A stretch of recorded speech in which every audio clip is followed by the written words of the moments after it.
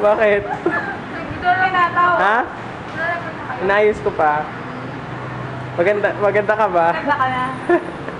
Ayusin mo. Maganda na ako. Hindi pa ka-game. Game. Game na. Game na. Una, paano tumawa ang mahinhin? Ganyan. Paano? Dali. Paano? Ano ba, Nini? Paano tumawa?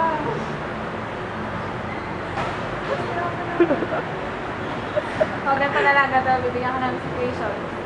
Anong gagawin mo or anong unang reaction pag inalok ka ng FHM ng cover?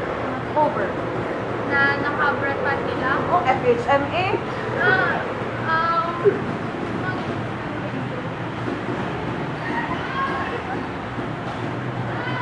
Okay lang. Sexy naman ako. Yan lang. Yun na yun. Okay lang. Maganda ka. Oo naman. Sabihin mo, maganda ako. Oo naman, maganda. Next situation. Paano pag nakita mong dumaan sa harap mo ang crush mo? Hindi, habulin ko lang. Ganyan. Paano ka kikiligin? Ha? Ano, kikiligin? Wala, hindi lang ako patalikod. Sample? Na? Sample! Ganun lang, hindi lang din simple. Ngiti na yan.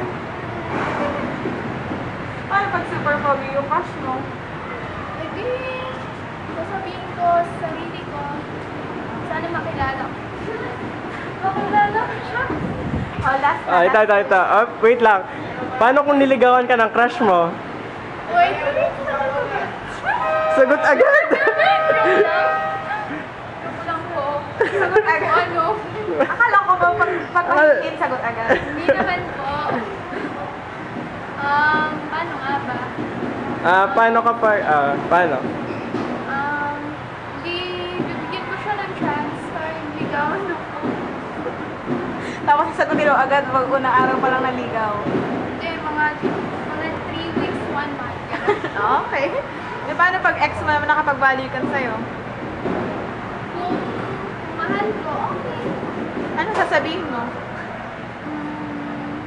Sabihin ko, sorry din ako. Magsabi ka nga ng I love you.